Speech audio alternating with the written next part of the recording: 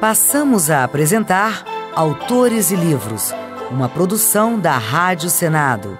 Apresentação, Margarida Patriota. Olá, amigos ouvintes. Nosso entrevistado de hoje é o jornalista e escritor Marcelo Araújo, que nasceu no Rio de Janeiro em 1970, mas foi criado em Brasília, onde vive desde os 11 anos de idade. Marcelo Araújo é formado em jornalismo pela UNB. Já trabalhou com jornais, revistas, rádio e assessoria de imprensa.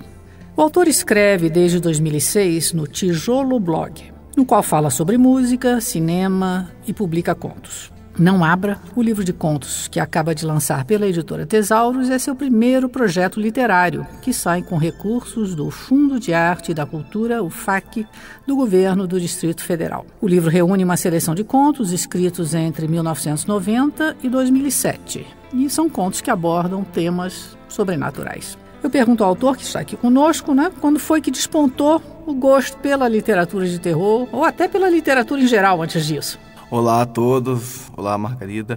Bom, a leitura, o hábito de gostar de ler, enfim, a relação com a literatura vem desde a infância, enfim. Começou com os livros de Monteiro Lobato e ao longo dos anos esse hábito foi sendo cultivado com clássicos da literatura contemporânea, enfim, meu gosto é bastante eclético.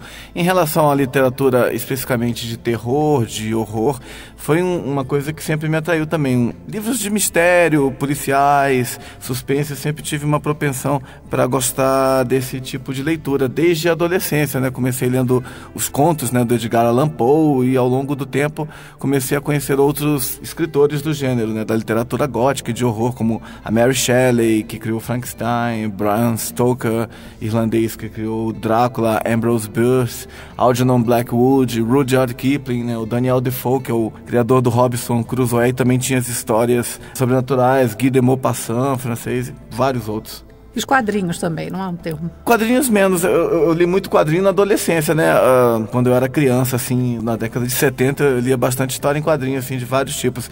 Mas hoje eu leio menos, mas tem alguns quadrinhos nessa praia, assim, quadrinhos orientais e tal, que tem essa relação que eventualmente eu gosto de ler, mas eu acho que eu tenho até mais influência de cinema, Cinema que também é uma paixão antiga, desde a adolescência, cinema em geral, não apenas de horror, mas novamente puxando um pouco para esse lado, é um lado que eu sempre gostei dos filmes de terror, principalmente aqueles filmes clássicos, assim, os filmes expressionistas alemães da década de 20, Nosferatu, o Gabinete do Dr. Caligari, os filmes do Murnau, do Fritz Lang, depois aqueles filmes B, digamos, da década de 30 de Hollywood, como Drácula, Frankenstein, depois na década de 40 os filmes como Marca da Pantera, do Jacques Tourneur, enfim, é um universo bastante rico do cinema nessa praia. Eu particularmente não gosto muito daquela coisa cinema mais comercial, tipo anos 80, esses filmes de sangue, enfim, prefiro a linha mais clássica, ou então, uma coisa que eu gostei muito de cinema nessa praia de horror mais recente, que eu achei que reinventou o gênero e recuperou aquela escola clássica de fantasmas, etc., sem apelar para essa coisa mais vulgar, que é o cinema oriental japonês. Japonês, chinês e coreano, eles têm umas coisas interessantes nessa cinematografia. Muito bem, vamos falar novamente aí de cinema em breve, mas como foi que o jornalismo antes disso, Você então terminou o ensino médio, foi para o jornalismo, O jornalismo incrementou ou não o seu gosto pela literatura de terror? Com certeza, porque a questão de escrever, o jornalismo exige que você escreva. Eu trabalhei em jornal, redação de jornal 6 anos, mais ou menos 6 anos, mais de 6 anos, e no jornal você tem que escrever. Trabalhei em caderno de cultura, trabalhei em várias editorias, mas mais tempo em cultura, e exige que você tenha uma produção constante, escreva muito. Tinha época que tinha que escrever assim, uma página, a equipe não era muito grande, então você tinha às vezes que escrever uma página por dia de entrevista, de reportagem, crítica, comentário, resenha, enfim. Então acho que essa coisa dessa produção constante, isso contribuiu muito para que eu tivesse influência também ao escrever, a questão de se policiar quanto ao texto, quanto à clareza. Isso é uma coisa que eu também trago para a literatura, Meus textos não são textos assim, digamos, claro, há diversos tipos de texto. No caso, os meus são textos mais sintéticos, mais claros, enfim, é uma herança que eu tenho do jornalismo, embora estilisticamente falando não tenha nada a ver. A gente, há pouco, né, o Marcelo Araújo ligou até a questão do terror e sangue, né, inevitável. Inevitável. Embora também, né, a gente o vincule almas do outro mundo, enfim, ao etéreo, ao sobrenatural, ao plasma, enfim, outras substâncias, né? Mas isso só para perguntar, você não chegou a trabalhar, assim, em cobertura policial também, em nada relacionado mais assim? Sim, esporadicamente no plantão de cidades, que a gente fazia caderno de cultura, mas no fim de semana trabalhava mais com cidades, assim, eu trabalhei no Jornal de Brasília, breve tempo também no Correio e tal, então você acaba pegando umas coisas assim de cobertura policial, enfim, essas barbáries que acontecem por aí, que acho que esse é o terror real. Mas assim, particularmente, não tenho muita influência, enfim, disso. Apesar de eu gostar muito de literatura policial, também mais clássica, né? Fale agora um pouco sobre a aventura específica, né, de publicar o livro Não Abra, né, o seu livro agora de contos de terror. Ah, legal. Enfim, foi uma grata surpresa, né? Quer dizer, não a surpresa de produzir, que foi isso eu fiz ao longo de vários anos, né? Contos que eu venho escrevendo desde 1990, mas a surpresa foi ter sido selecionado pelo Fundo da Arte e Cultura, porque, enfim, eu não tinha uma expectativa de publicar tão cedo, né, esse livro. Mas, enfim, eu apresentei o projeto no FAC, aí apresentei os contos e tal, que foram lidos, selecionados. Em julho do ano passado eu fiquei sabendo que o projeto, enfim, havia sido contemplado, eu recebi recursos que permitiram a edição desse livro. O trabalho de produção é antigo, mas o trabalho de produção especificamente voltado para editar o livro e lançá-lo, já com essa perspectiva de saber que havia sido selecionado, foi em setembro. E aí, quando os recursos entraram e tal, comecei a trabalhar e foi finalizado em janeiro agora, com a publicação do livro, né? Voltando um pouco assim à questão do cinema, né, e da literatura de terror, o cinema não dá de 10-0 em termos de aterrorizar? Eu acho que é justamente o contrário, assim. Eu gosto muito, como eu havia falado, dessa escola clássica de cinema. Mas eu acho, assim, o cinema de terror... Claro, cinema e literatura são linguagens muito diferentes. Qualquer filme que você pegue e compare com um livro, sempre a adaptação acho que deixa muito aquém, assim, por mais fiel que seja e tal. É outro universo, outra linguagem. Não dá pra exigir também que o filme seja igual ao livro e tal. Eu, particularmente, eu sinto muito mais terror lendo um livro. Claro, tem aqueles 10 filmes clássicos que você vê e você sente um fio na espinha e tal. Tem muita besteira também, como na literatura, mas eu acho assim, os grandes autores de literatura, que eu considero aqueles do século XIX e começo do século XX, como Poe, H.P. Lovecraft, o Ambrose Bierce e tal, eu acho que eu sinto muito mais medo lendo um conto deles do que vendo um filme. Por exemplo, recentemente eu estava lendo um conto, uma seleção do Ítalo Calvino, que chama-se Os Grandes Contos, não vou lembrar o nome exato, os melhores contos, seleção de contos fantásticos do século XIX, feita pelo Ítalo Calvino. E tem uma história que já abre o livro que chama-se O Demoníaco Pacheco, que é de um escritor polonês chamado Jan Potocki, que era um nobre do século XIX e tal. E é uma história que envolve, assim, vampirismo, erotismo, né? Uma combinação de erotismo com terror bastante interessante.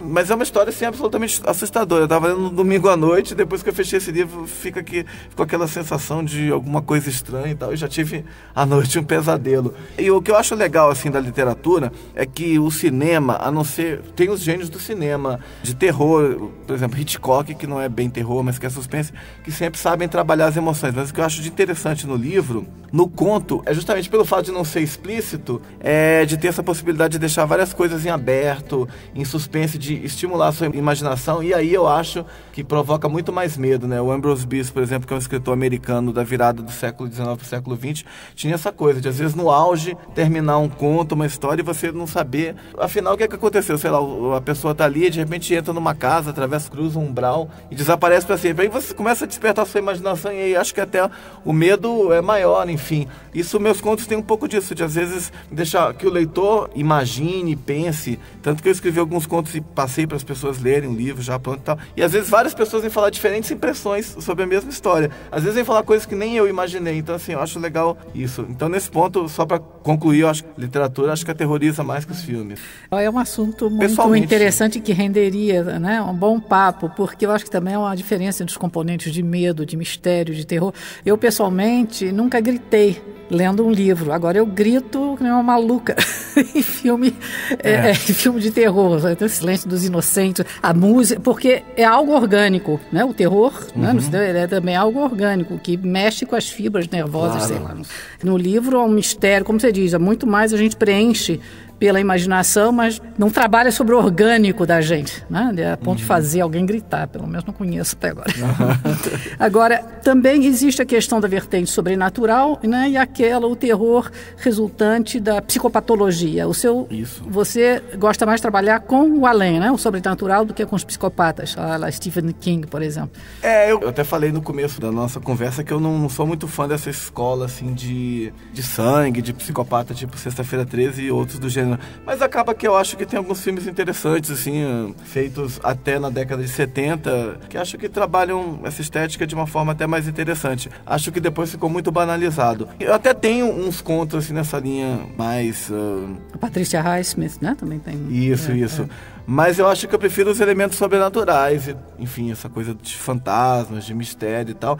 Tem várias vertentes, digamos, aqui, embora o sobrenatural seja o predominante. A questão do ambiente, né?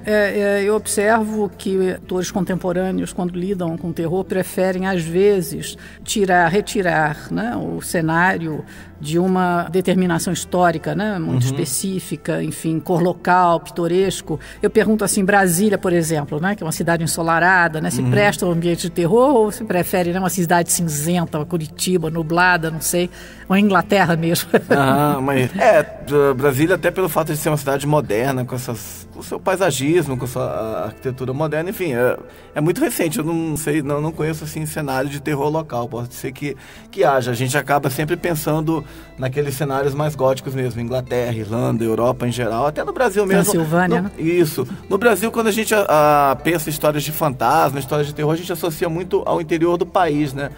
Então, as cidades, assim, que às vezes não são interior, mas não são cidades, assim, tão grandes. Então, assim, essas cidades, assim, a gente viajando por esses lugares do país, a gente ouve muitos relatos. Eu lembro que quando eu era criança, eu morei em São Luís, na década de 70, uns anos, e eu sempre ouvia muitas histórias de fantasmas, assim, as pessoas do povo sempre contam muito. Brasília, não sei, deve ter os seus fantasmas aí também nos prédios mais velhos aí das superquadras. Mas, ao mesmo tempo, eu, quando desenvolvo o cenário de uma história, quer dizer, eu tenho umas histórias que são assim mais urbanas, poderiam tranquilamente se passar em Brasília.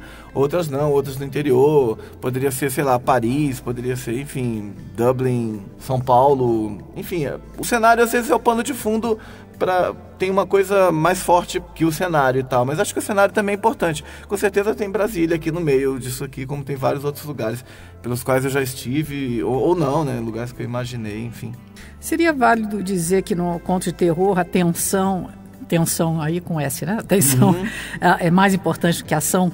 Eu acho que sim, porque a tensão, ela é o fio condutor que prende o leitor, que prende você à história. É a tensão, assim, enfim, a curiosidade. Em que isso aqui vai dar? Mas peraí, o que é isso? O mistério, né? Acho que são essas tensão, mistério, mexer com a curiosidade da pessoa e fazer com que ela se prenda e fique presa a isso e tenha interesse de prosseguir, né? Porque, às vezes, se esses elementos não estão bem articulados, bem trabalhados, a pessoa vai começar, que coisa mais chata e tal. Enfim, não só no livro de terror, acho que a literatura, em geral, ela tem que ser cativante e tal. Especificamente no caso do horror, do mistério, do livro policial, por exemplo, quem matou, quem cometeu o crime, enfim. Para finalizar, quais os projetos literários que Marcelo Araújo desenvolve no momento? Bom, no momento a minha atenção é voltada basicamente para o lançamento e divulgação desse livro, né? Algo que creio que deva me tomar algum tempo. Ao longo desse ano, eu não tenho expectativa de lançar outro livro até que eu tenha uma ideia de como vai repercutir, enfim. Se eu vou ter oportunidade de lançar outro também, isso a gente nunca sabe de fato, mas independentemente disso, eu não paro de escrever, eu estou sempre escrevendo todos os dias. Eu sento no computador e escrevo. Ontem mesmo à noite eu escrevi um conto e hoje eu também estava escrevendo outro antes de vir para cá. Então assim, eu tô sempre... Não é uma coisa que eu faço com a frequência que eu gostaria, porque, enfim, eu sou jornalista, trabalho, tenho as minhas obrigações e tal, mas sempre que eu tenho uma hora vaga, eu gosto de sentar no computador. É o seu gênero de eleição? Sim, eu gosto de ler, enfim, qualquer formato, mas para escrever, particularmente, eu gosto do conto, eu acho mais livre, tenho a liberdade, enfim, o conto te permite isso, você pode escrever 60 páginas, pode escrever uma, particularmente, eu tenho mais liberdade com o conto, mais afinidade para escrever, né? Muito bem, muito obrigada pelo seu depoimento aqui, Marcelo. Eu que agradeço o espaço. E sucesso ao Não Abra. Tá certo, muito obrigado. Acabamos de conversar com o escritor Marcelo Araújo a respeito do seu livro de contos de terror intitulado Não Abra. O programa Autores e Livros se despede. Até breve e fiquem com os livros.